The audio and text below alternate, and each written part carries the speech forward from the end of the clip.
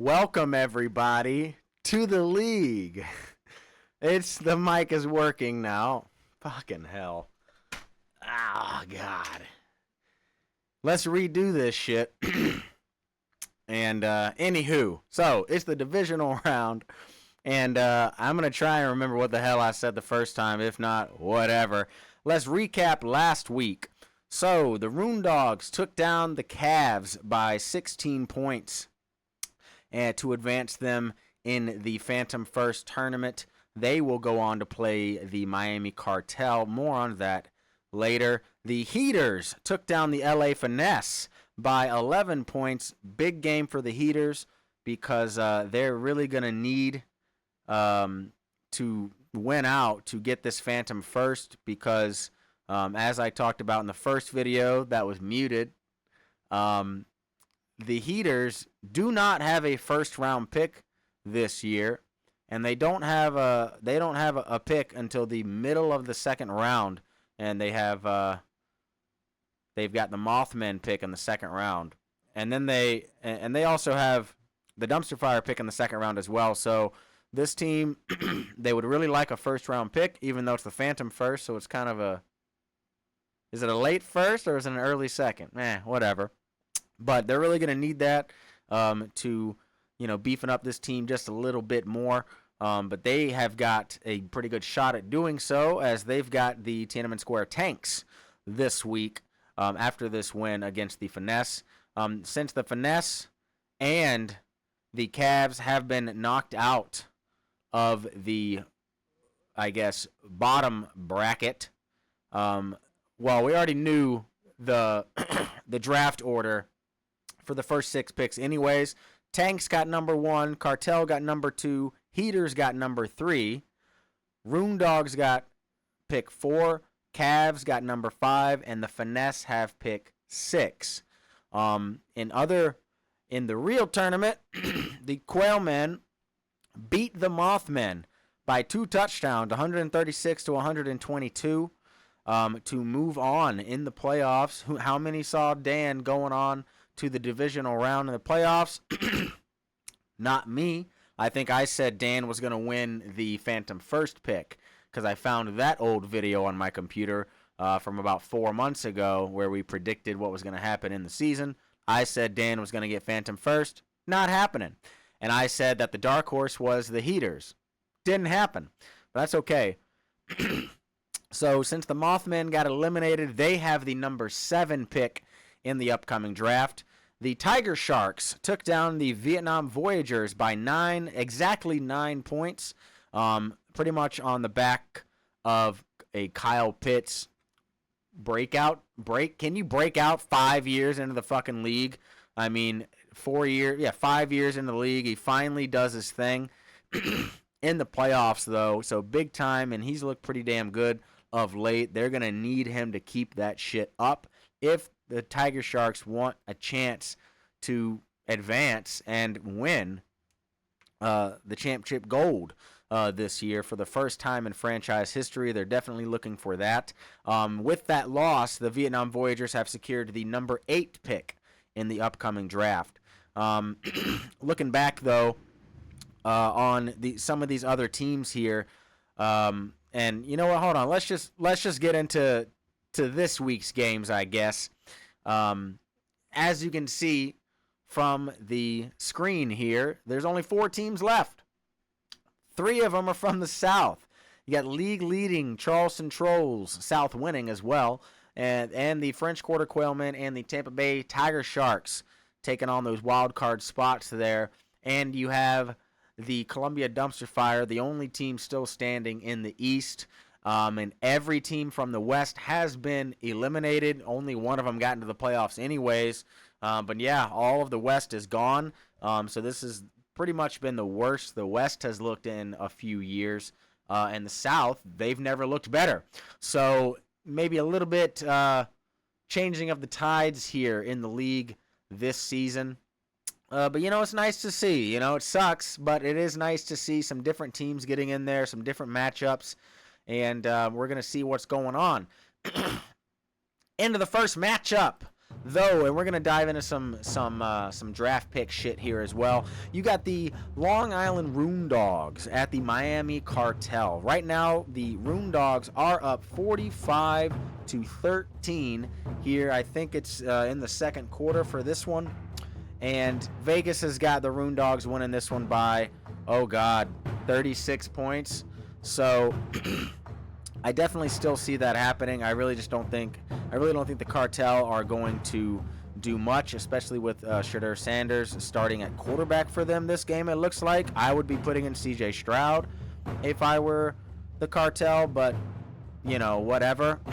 Looking at draft picks though, and what's on the line again, Phantom first, that 13th overall pick for the Cartel. It's pretty big. Obviously, they want that extra pick. Their team is ass, and they need as many picks as possible to get this team better. But looking at their draft picks for next year, they've got their own first-round pick, which is the number 2 pick. They've got the Heaters pick, which is number 3. They've got the Mothmen pick, which is number 7. And they've got the Charleston Trolls pick, which is going to be either the 10th, 11th, or 12th pick. It'll be 10th if the Trolls lose this week, and it'll be 11th or 12th, depending on what happens in the championship game if the Trolls win this week, and then whatever happens next week. But they've already locked in for the 2nd, 3rd, and 7th pick in the first round this season, again, plus another late pick. And they could tack on the 13th pick.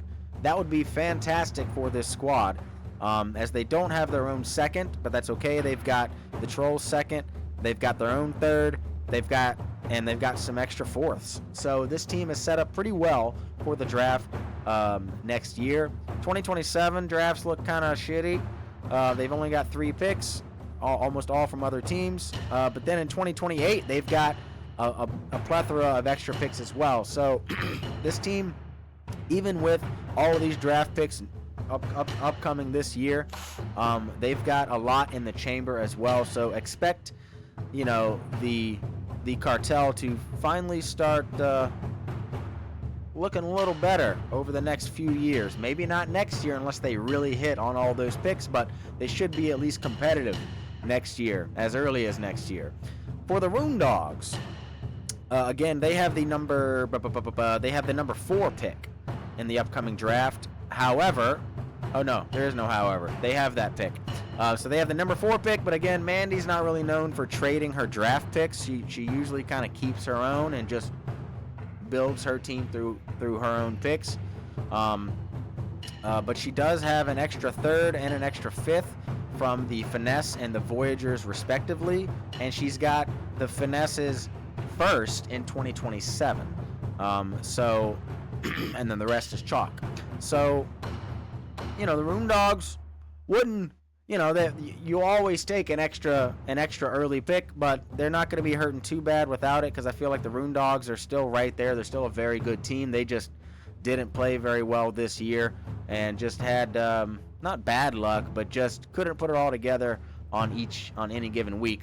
However, this game, I do see the Room Dogs pulling this one out, sending the Cartel packing, and the Room Dogs advancing to the finals of the Phantom First tournament against one of these next 2 teams. It'll be the Heaters at the Tanks. Right now, the Heaters are winning 16-13. I think it's the end of the first quarter at this one. Vegas does have the Heaters winning this one by only 23 points. I can't do math. 23 points. So 3 touchdowns. I feel like this game is going to be a little bit closer than the Room Dogs game, just based on, I don't know. I feel like every time the Heaters start Caleb Williams, and Caleb Williams has a decent day, which is anything above 20, that the Heaters lose. And anytime the Heaters start Williams, he plays like shit, and then they lose anyways. So I don't know. I just feel like it's a trap game for the Heaters for sure, and the Tanks really need this Phantom First. But I don't know. I still think I've got the Heaters winning this one in a very, very close game. However, the Tanks do need this, again, because the Tanks do not have their own first round pick. They don't have any first round pick regardless. They don't have a second. They don't have a third. They've only got their own fourth, the Trolls fourth, and the Cartel's fifth. So they've got an early fourth, a late fourth, and an early fifth, and that's it. So typical Joe Ball shit, you know, it's gonna bleed over, of course. You know, so they would really like that Phantom first to really help. If they don't get it, they're gonna look like straight ass again next year. Even with the pick, they're gonna be straight ass next year.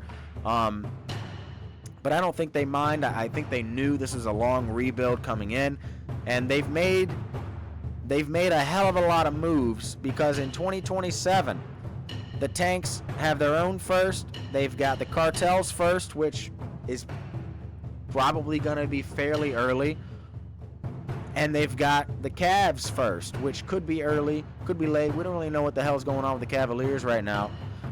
They've got some extra thirds and fifths and shit in there, and they've got an extra first in 2028.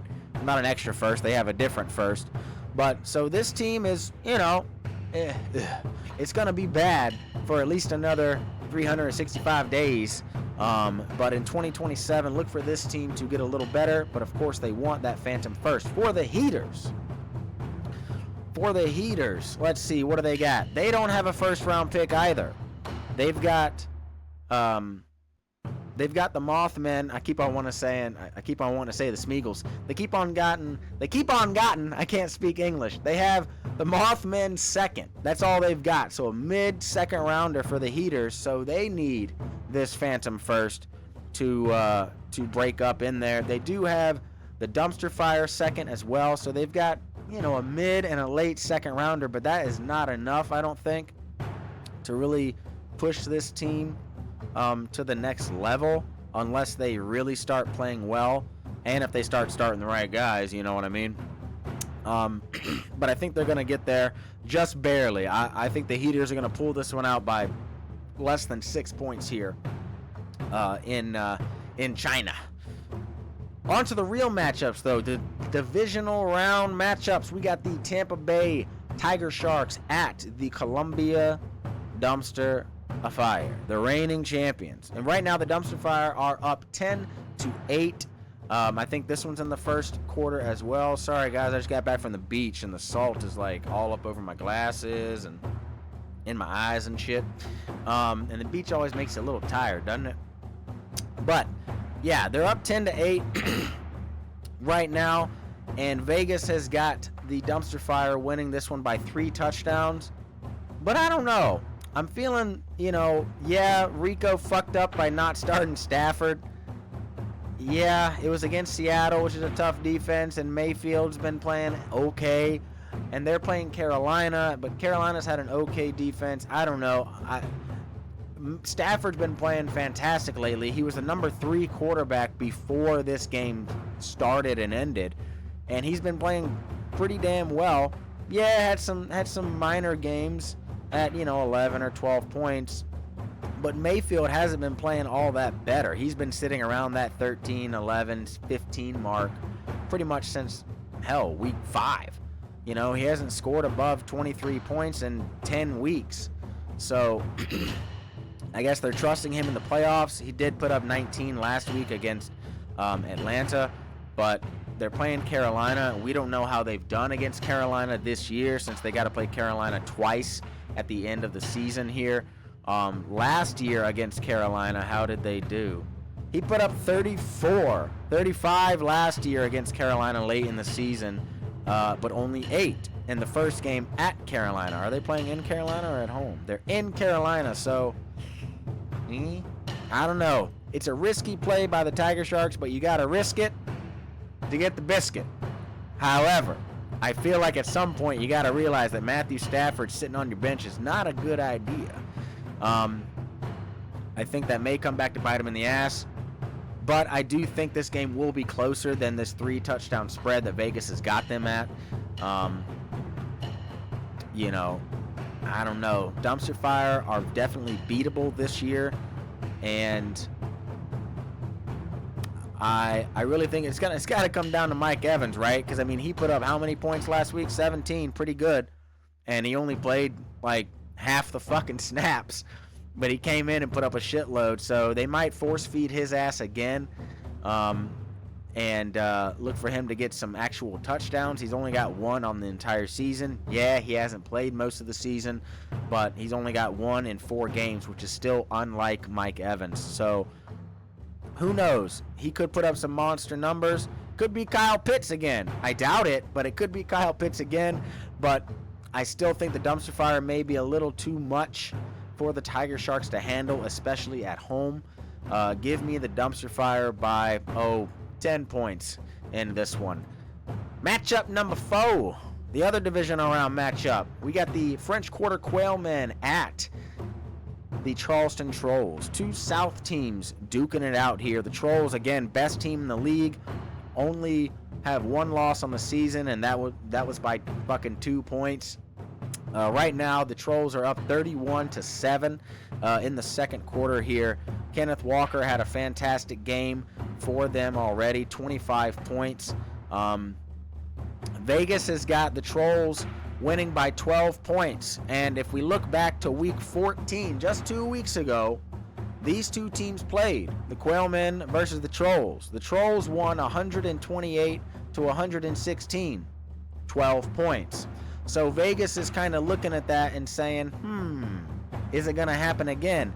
Again, it's very difficult to beat the same team twice in a short span like that.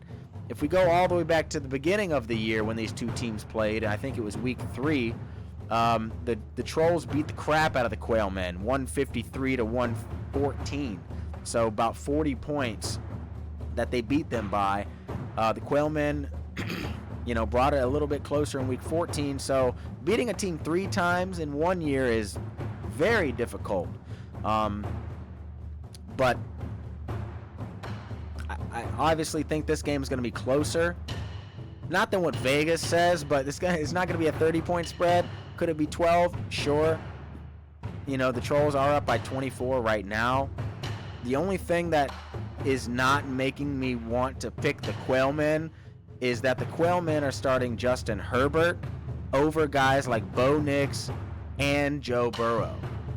Herbert's played pretty mid over the last month or so, whereas Bo Nix has played pretty damn solid. He's only had really 2 bad games all year, and that was the first. Again, that was against shitty teams as well. Bad game against Tennessee to start the year and bad game against the Raiders. Otherwise, he's put up decent numbers every single game. And then you got Joe Burrow also on the bench. Yeah, he's been injured, but since he's come back, aside from last week against Baltimore, he put up 19 and then 24. And now he's got Miami, who has a pretty damn good defense of late. But Miami's, you can definitely put a lot of points on them. And I don't know. I just don't see Herbert going crazy this week. Yeah, he's playing Dallas, so that could be the reason why Dan is starting his ass. And hey, what do I know? I'm out of the playoffs and Dan's still in there, so he must know something I don't. So maybe Herbert's going to have a big time game for him, and he's going to need it because it's the fucking Trolls. They're putting up a massive amount of points every single week, but I think I still got to go with the Trolls in this one. I think the Trolls will win by 13. I don't know, but I think the Trolls will be able to pull this one out. And yeah, predictions, I just talked about them. Rune Dogs over the Cartel, Heaters over the Tanks, little rivalry game there. Dumpster Fire over the Tiger Sharks and Step Bro Bowl apparently, and the Trolls over the Quailmen, which I guess is a rivalry, but hadn't been any heat to that rivalry in some time. I don't know why it's a rivalry. I can't remember why, but whatever. But yeah, I tried to keep it similar to the fucking muted video, but this is completely different. I know that, but whatever. Oh yeah, golf is done. Congrats again, Graydon. Someone sent him that goal line Stein so he could sip out of it and all that shit. But otherwise, that's pretty much it, guys. Sorry about the fucked up video. I'll probably just leave it up and I'll upload this one here in about 5 minutes. And yeah, good luck everybody. Oh, Merry Christmas. I forgot what day it is. Today is the first day of winter. So happy winter, Merry Christmas, happy Hanukkah, happy Kwanzaa, happy Festivus and shit for all you motherfuckers. Good luck everybody in the playoffs. To those of us that are not even in the playoffs, we're playing games this week like the Voyagers and the Mothmen, Finesse and the Cavs. Those are exhibition games. I'm starting my low guys. You know, I'm putting backups in, getting them some playing time this week. So see how they fare on to next season. And yeah, that's pretty much it, guys. Good luck, Merry Christmas, and I may do a Christmas video since how many games are on Christmas next week for the championship? Let me see. Scores. Week 17. Let me see. Friday. Right. It's 3 games. Dallas, Washington, Detroit, Minnesota, and Denver, KC. That's 6 teams. So I may do a Christmas video for the championship round. We'll see.